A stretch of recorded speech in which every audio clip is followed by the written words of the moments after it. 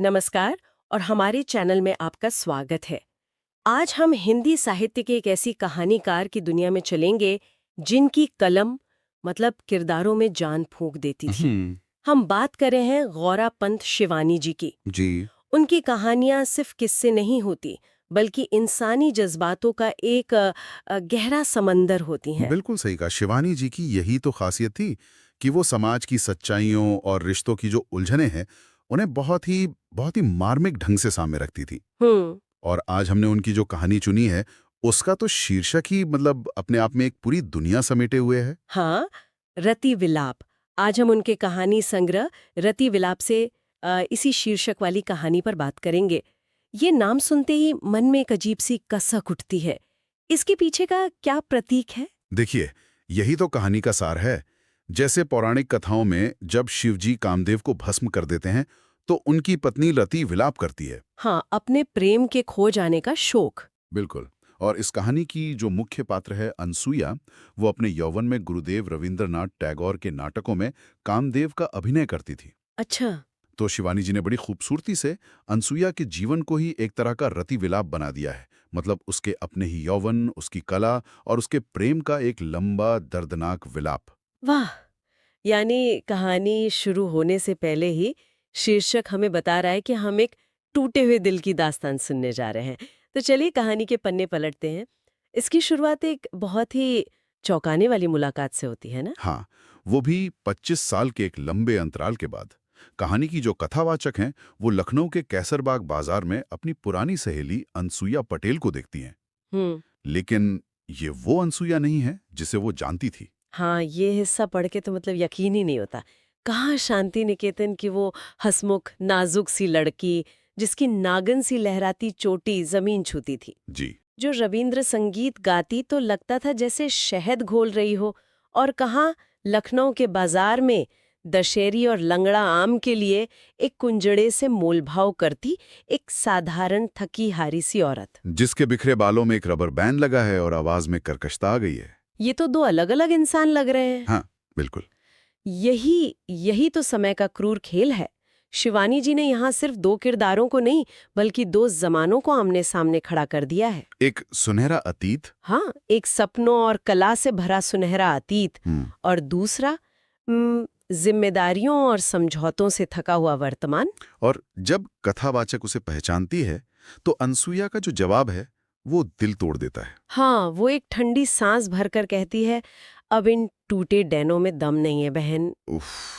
और बस यहीं से हम उसके टूटे पंखों की दर्दनाक कहानी सुनने के लिए एक मंदिर के ओसारे में बैठ जाते हैं। तो ये हंसती खिलखिलाती कला से भरपूर अनसुईया इस टूटे हुए हाल तक पहुंची कैसे? उसकी कहानी की शुरुआत एक धोखे से होती है। हाँ, और ये धोखा कोई बाहरी व्यक्ति नहीं, बल्कि उसका अपना सगा मामा करता है।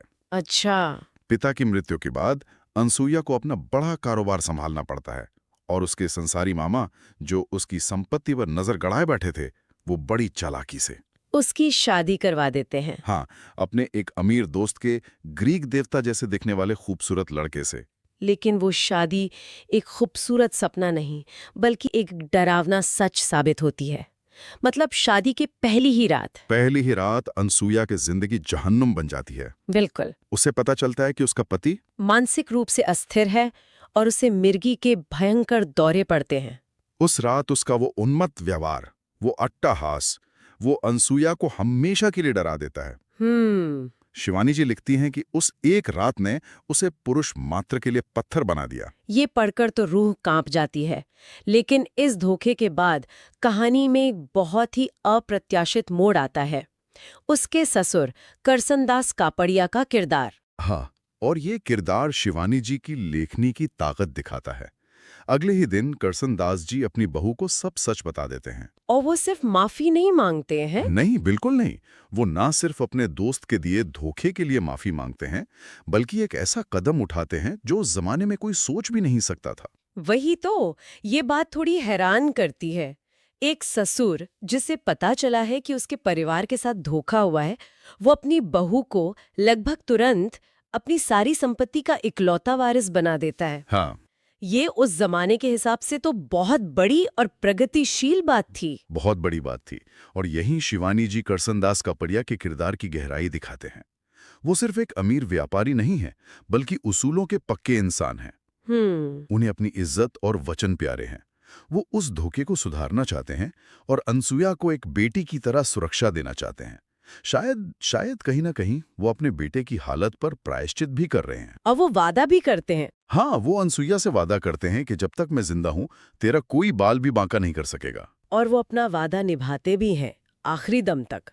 इसके बाद अनसुया की जिंदगी एक अजीब सी, मतलब कैद में बीतने लगती है। जी, उसके पति को नीचे के कमरे में जंजीरों से बांध कर रखा जाता है। और यहाँ कहानी एक बहुत ही मार्मिक और मनोवैज्ञानिक मोड़ लेती है, नहीं? हाँ, बिल्कुल। अनसुया अपनी खिड़की से उसे लोहे की छड़ों से जूझते हुए देखती है और धीरे धीरे उसके मन में उस कैद पति के लिए नफरत या डर की जगह एक अजीब सी सहानुभूति और लगाव पैदा होने लगता है। और वो रात में उसका गाना, वो तो दिल चीर देता है। वो सौराष्ट्र का एक लोकगीत गाता था, है ना? हाँ, एने हैया ना कोर मा राख जो बनियों चालियों जशे। इसका मतलब क्या हुआ? इसका मतलब है, अरे इसे हृदय के कोने में संजोकर रखना, ये यौवन चला जाएगा। अरे बाप रे! सोचे कितनी बड़ी विडंबना है। एक आदमी जो खुद दिमागी तौर पर कैद है, वो एक ऐसी औरत को यौवन के चले जाने की चेतावनी दे रहा है जो खुद एक तरह की सामाजिक और भावनात्मक कैद में है। वो गीत अनसुया को लगता था जैसे सीधे उसी के लिए गाया जा रहा है। उसे अपने उस पागल पति पर प्यार भी आता और दया भी। वो घंटों उस मीठे कंठ की तड़प भरी टीस सुनती रहती। और फिर एक दिन एक और हादसा होता है जो सबकी जिंदगी बदल देता है। वो हादसा जब अनसुया अपनी फुफिया सास के यहाँ से एक लाल पानेतर साड़ी पहनकर लौटती है। हाँ, ये पानेतर साड़ी का जिक्र यहाँ बहुत खास है ना? इसका कोई सांस्कृतिक महत्व है? बिल्कुल। पाणेतर गुजरात में दुल्हन की शादी की पारंपरिक साड़ी होती है। ये सुहाग का प्रतीक है। ओह! तो ये एक बहुत ही मार्मिक दृश्य है। जिस सुहाग को अनसुया कभी जी नहीं पाई, उसी के प्रतीक को पहनकर वो उस दिन घर लौटी थी। और शायद इसी वजह से उसे उस लिबास में सजा संवरा देखकर उसका पति अपना मानसिक संतुलन पूरी तरह खो बैठा। और उसने जंजीरें तोड़ दी। जंजीरें तोड़कर, नौकरों को धकेलकर वो अनसुया की तरफ भागा। और उसे गोद में उठा लिया। हाँ, एक फूल की तरह गोद में उठाकर छत की मुंडेर पे चढ़ गया। और फिर ससुर जी उसे बचाने आए। जी, उसके हक्का बक्का ससुर उसे बचाने के लिए भागे और उसी छीना झपटी में एक अनजाने धक्के से उनका अपना बेटा मुंडेर से नीचे गिरकर मर गया। एक पिता अपनी बहू को बचा लेता है, लेकिन अपने ही बेटे को हमेशा के लिए खो देता है। इस त्रासदी की तो मतलब कल्पना भी नहीं की जा सकती। और इस हादसे के बाद समाज के वो घृणित ताने शुरू हो जाते हैं। लोग अनसुया को ही अपने पति का हत्यारा मानने लगते हैं। इन्हीं सबसे तंग आकर करसनदास जी हवेली बेचकर अनसुया को लेकर बंबई आ जाते हैं, एक नई शुरुआत करने के लिए। और मुंबई में वो अनसुया के लिए इंद्रधनुष नाम की एक साड़ियों की बुटीक खोल देते हैं। मानो उसकी बेरंग जिंदगी में फिर से रंग भरने की एक कोशिश। और यहीं उसकी जिंदगी में एक और अहम किरदार की एंट्री होती है, हीरा। हाँ, हीरा, जेल से छूटी एक लड़की जिसने अपने अत्याचारी पति की दरांती से हत्या कर दी थी। अनसुया उसे अपने साथ घर ले आती है। ये भी अनसुया के किरदार का एक और पहलू दिखाता है। बिल्कुल। वो हीरा में शायद अपना ही एक अक्स देखती है, एक और औरत जो मर्दों के अत्याचार का शिकार हुई। लेकिन ससुर जी तो पहले बहुत नाराज होते हैं ना कि एक पति हंता को घर में नहीं रख सकते। जी, लेकिन अनसुया का जवाब उन्हें चुप करा लेता है। वो कहती है, ईमानदारी से देखा जाए पिताजी, तो मैं भी पति हंता हूं। ये बहुत शक्तिशाली संवाद है। बेहद शक्तिशाली। वो समाज की नजरों में खुद को दोषी मानती है, भले ही कानून की नजरों में न हो। खैर, हीरा दुकान में काम करने लगती है और अपनी चालाकी और हुनर से इंद्रधनुष को बहुत सफल बना देती है। तो सब कुछ ठीक चल रहा होता है। हाँ, लेकिन शिवानी जी की कहानियों में सुकून ज्यादा देर नहीं टिकता। और इसका संकेत उस नीलम की अंगूठी से मिलता है। सही पकड़ा। जब बीमार ससुर के लिए अनसुया नीलम लाती है, तो वो कहते हैं कि नीलम बहुत शक्तिशाली पत्थर है। देने पर आए तो सब कुछ दे देगा और लेने पर आए तो भिखारी बना देगा। और वो नीलम असर दिखाता है, भिखारी बनाने वाला। बिल्कुल। एक दिन जब अनसुया काम से बाहर होती है, हीरा दुकान की सबसे महंगी साड़ियां और सारा कैश लेकर गायब हो जाती है। लेकिन वो अकेले नहीं जाती। नहीं, वो अपने साथ करसनदास जी को भी ले जाती है। ये कहानी का सबसे बड़ा सबसे बड़ा सदमा है। जी। वो इंसान जिसने अनसुया को बेटी की तरह पाला, उसे हर मुसीबत से बचाया, वही उसे इस तरह छोड़कर चला गया। महीनों बाद पुलिस खबर लाती है कि उनकी लाश बनारस के मणिकर्णिका घाट पर मिली है। हे भगवान! अनसुया एक बार फिर अकेली और टूटी हुई रह जाती है। उसे लगता है कि उसकी जिंदगी में धोखे के सिवा कुछ लिखा ही नहीं है। पहले मामा ने, फिर पति की बीमारी ने, फिर समाज ने, और आखिर में उस इंसान ने जिस पर वो सबसे ज्यादा भरोसा करती थी। लेकिन कहानी यहाँ भी खत्म नहीं होती। शिवानी जी पाठक को आखिरी पन्ने पर एक ऐसा झटका देती हैं जिससे उबरना मुश्किल हो जाता है। हाँ। सालों बाद दिल्ली के एक 5 सितारा होटल में अनसुया की नजर हीरा पर पड़ती है। हाँ। हीरा एक आदमी के साथ है और उनकी गोद में एक बच्चा है। और वो बच्चा उसकी शक्ल हूबहू अनसुया के ससुर करसनदास कपाड़िया से मिलती है। क्या? वही आंखें, वही गंभीर चेहरा। ये अंत, मतलब ये पाठक को अनगिनत सवालों के साथ छोड़ देता है। क्या करसनदास जी अपनी मर्जी से हीरा के साथ गए थे? क्या वो बच्चा उन्हीं का था? क्या उन्होंने अपनी पूरी जिंदगी उसूरों पर जीने के बाद आखिरी समय में एक ऐसा कदम उठाया, या वो भी हीरा के धोखे का शिकार हुए? कहानी कोई जवाब नहीं देती। और यही इस कहानी की खूबसूरती है। ये आपको सोचने पर मजबूर करती है। ये मानवीय रिश्तों की जटिलता को दिखाती है, जहां कुछ भी सीधा या सरल नहीं होता। हर किरदार ग्रे है। बिल्कुल, अपनी मजबूरियों और इच्छाओं के साथ। तो ये थी शिवानी जी की अद्भुत कहानी रति विलाप। एक ऐसी कहानी जो दोस्ती, समय के क्रूर पहिए और इंसानी फितरत की कई परतों को हमारे सामने खोल कर रख देती है।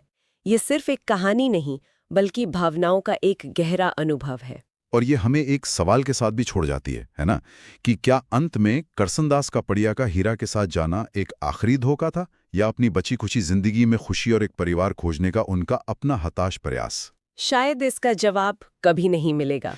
कभी नहीं। उम्मीद है आपको हमारी ये प्रस्तुति पसंद आई होगी। इस वीडियो को देखने के लिए आपका बहुत बहुत धन्यवाद। अगर आपको ये कहानी और हमारी ये चर्चा पसंद आई तो कृपया इस वीडियो को लाइक करें, अपने दोस्तों के साथ शेयर करें और हमारे चैनल को सब्सक्राइब करना ना भूलें। हम आपके लिए ऐसी ही और भी बेहतरीन साहित्यिक चर्चाएं लेकर आते रहेंगे। धन्यवाद।